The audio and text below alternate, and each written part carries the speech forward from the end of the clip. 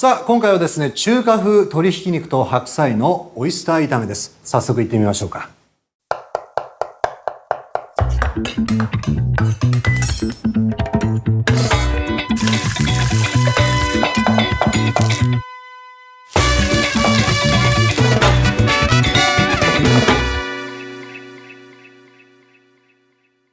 はじめに鶏ひき肉を炒めていきます。ニンニクと生姜をみじん切りにし、キクラゲと白菜と一緒に炒めていきます。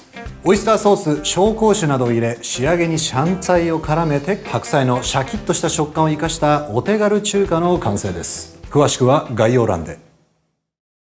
さあ本日は本格な簡単中華です。フライパン一つでできちゃいます。ここにサラダ油、さあ流し、さあ切るものはですね、はじめにニンニクと生姜を切っていきましょうか。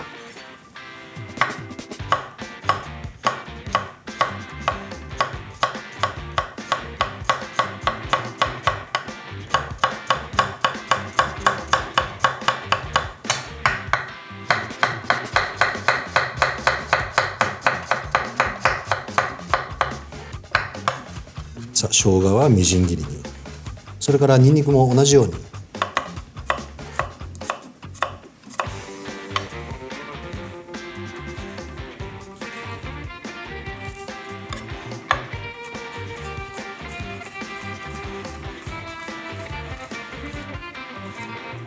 これらを合わせてまたみじん切りに切っていきましょう。よし、では炒めちゃおう。さあ潰したりせずにこう切るようにして炒めていきますか。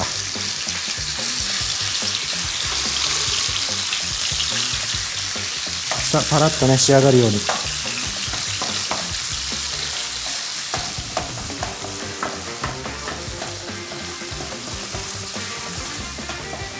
さあ色もついてきたね。そしたらニンニク生姜入れちゃおう。いい感じに香りが広がったね。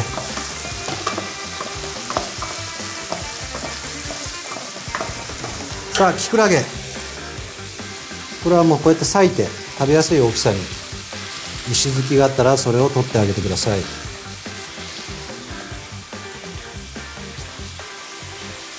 あとは白菜なんですが、縦に切ってこいつを削いで切っていきましょう。こうするとね、味の含みが良くなるんで削いで切っていく。よし、これぐらいでいいでしょう。ひき肉の方もいい感じじゃないかな。塩と胡椒を入れていきましょう。で柄を入れ、さあキクラゲと白菜入れちゃいましょう。これでさっと炒めていく。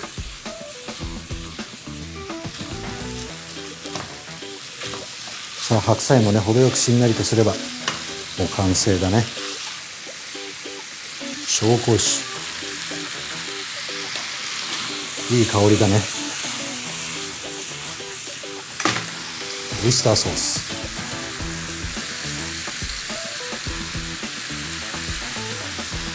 入れすぎるとね濃くなっちゃうんですけど、これはお好みで。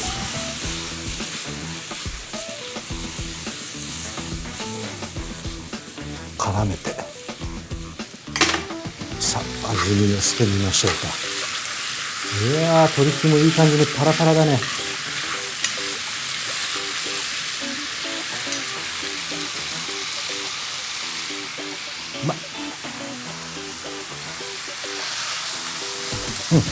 オイスターがいい感じに効いてる。紹興酒の風味もいい。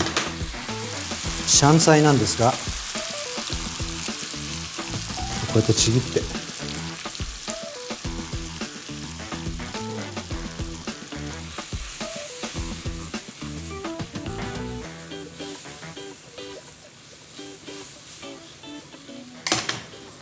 さあ飾らない感じでシンプルにもう簡単にね盛り付けていきます。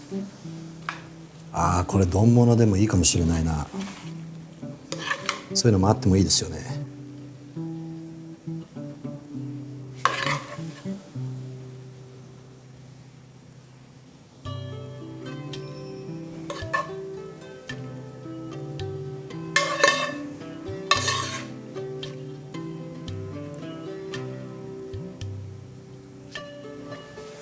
さあ、簡単本格中華完成だね。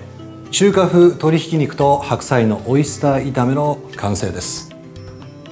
良い一日を。